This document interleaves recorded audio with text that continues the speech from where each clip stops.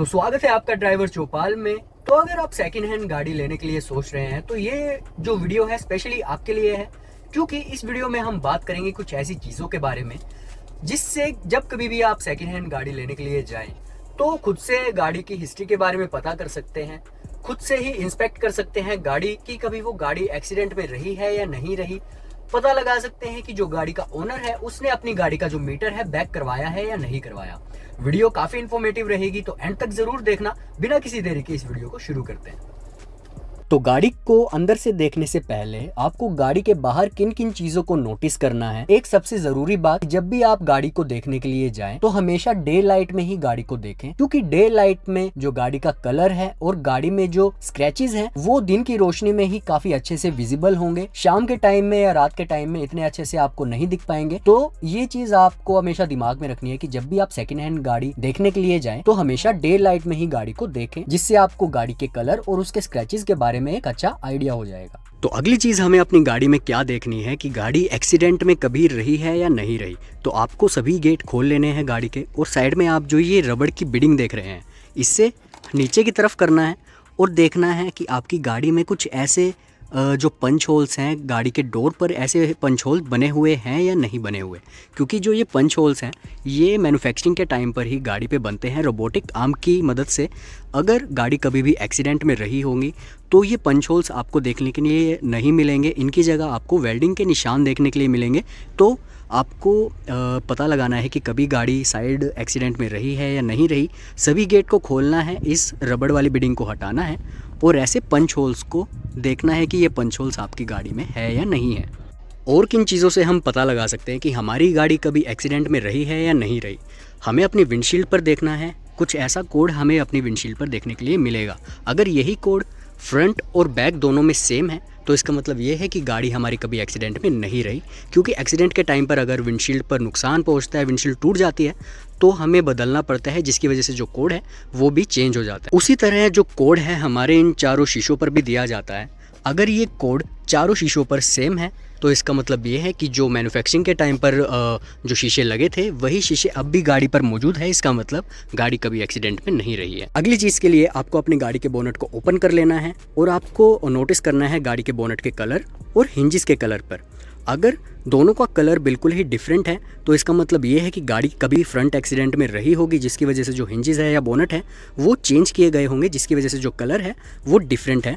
आप इन जो नट है उन्हें देखकर भी ये चीज़ का अंदाज़ा लगा सकते हैं। अगर इनका कलर भी चेंज हुआ है इसका मतलब हिंजेस जो है या बोनट है कभी चेंज हुए होंगे, जिसकी वजह से जो नट हैं वो भी डिफरेंट कलर के लगाए गए होंगे। बोनट खुला हुआ है तो लगे हाथ आपको इंजन बे को भी चेक कर लेना है। ध्यान से आपको टाइम लगाकर इंजन बे को बिल्कुल गौर से देखना है कि कहीं से भी कूलेंट या फिर कोई ऑयल लीकेज है या नहीं है। और दूसरा, अगर आप डीजल गाड़ी देखने के लिए आए हैं तो एक और चीज़ आप कर सकते हैं कि जो ये डिप स्टिक है इसे आप निकाल लीजिए और यहाँ पर कोई कपड़ा या फिर टिश्यू आप रख दीजिए इस होल के ऊपर और गाड़ी को चलाइए। जब आप गाड़ी को स्टार्ट करेंगे, थोड़ी सी रेस देंगे तो यहाँ से कुछ नॉर्मली छींटे निकलते हैं वो निकलेंगे, लेकिन अगर इधर से ज़्यादा ही छींटे आपको निकलते हुए दिख रहे हैं, जो टिश्यू है या जो भी चीज़ आपने इसके ऊपर रखी है वो बहुत ज़्यादा गंदी हो गई है, तो इसका मतलब ये है कि उस गाड़ी के इंजन में काफ़ी ज़्यादा काम है, तो वो गाड़ी आप लेना अवॉइड करें। अगली चीज़, अगर आपको पता लगाना है कि जो गाड़ी आप देखने के लिए आए हैं उस गाड़ी का मीटर बैक अब उस ओनर ने करवाया है या नहीं करवाया, तो वो चेक हम कैसे करेंगे। तो गाड़ी का मीटर बैक है या नहीं उसके लिए हमें अपने टायर्स को देखना है गाड़ी के, और उनकी मैन्युफैक्चरिंग डेट को देखना है।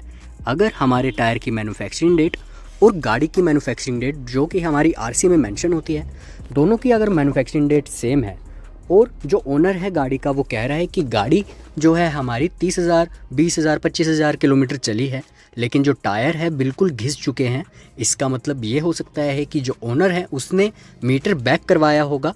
क्योंकि जो गाड़ी के टायर है नॉर्मली 40 से 50,000 चलने के बाद घिसते हैं, लेकिन अगर ओनर कह रहा है कि 20-30 हज़ार किलोमीटर गाड़ी चली है लेकिन टायर बिल्कुल घिसे हुए हैं, तो चांसेस है कि ओनर ने जो मीटर है वो बैक करवाया होगा और जो गाड़ी है वो 40,000 50,000 किलोमीटर से भी ज़्यादा चली होगी। तो कुछ कार डीलर कुछ चालबाजियाँ भी करते हैं, मैं हर किसी की बात नहीं कर रहा हूँ, लेकिन अगर कुछ कार डीलर ये चालबाजियाँ कर रहे हैं कि अगर उनकी गाड़ी में इंजन से रिलेटेड कोई काम है तो हमारे इंस्ट्रूमेंट क्लस्टर पर इंजन चेक लाइट जैसा वार्निंग साइन मिल जाता है। तो उस साइन को गायब करने के लिए ये क्या करते हैं कि हमारी जो बैटरी है उसका जो नेगेटिव टर्मिनल है कुछ समय के लिए निकाल देते हैं, वापस लगाते हैं, जिससे हमारी जो गाड़ी है एकदम रीसेट हो जाती है। इंस्ट्रूमेंट क्लस्टर पर कोई वार्निंग साइन नहीं दिखाता। लेकिन आप जब गाड़ी ले लेते हैं 1-1.5 दिन के बाद जब आप देखते हैं तो इंस्ट्रूमेंट क्लस्टर पर इंजन चेक लाइट जैसा जो वार्निंग साइन है वो आपको दिखाई देता है।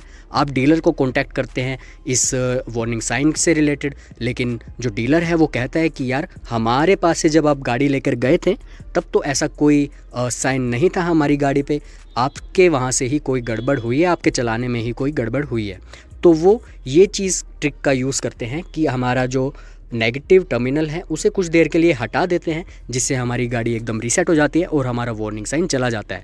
लेकिन उस वार्निंग साइन, उस इंजन चेक लाइट को पता करने का भी एक तरीका है, वो मैं आपको बताता हूँ। तो इंजन चेक लाइट के लिए आपको क्या करना है, गाड़ी को स्टार्ट कर लेना है और आपको एक्सेलरेटर पर पैर 1 मिनट के लिए ऐसे रखना है और छोड़ना है, रखना है और छोड़ना है। 1 मिनट तक, 2 मिनट तक इस चीज़ को आपको दोहराना है। उसके बाद अपने इंस्ट्रूमेंट क्लस्टर पर देखना है, अगर इंजन से रिलेटेड कोई भी प्रॉब्लम होगी तो ये चीज़ करने के बाद आपके इंस्ट्रूमेंट क्लस्टर पर इंजन चेक लाइट जैसा वार्निंग साइन आपको शो हो जाएगा। तो ये कुछ तरीके हैं जिसकी मदद से आप एक genuine second hand car purchase कर सकते हैं। तो शेयर कर देना इस वीडियो को उस दोस्त के पास जो सेकंड हैंड कार खरीदने वाला है, और वीडियो पसंद आई तो लाइक कर देना और ड्राइवर चौपाल को सब्सक्राइब जरूर कर देना।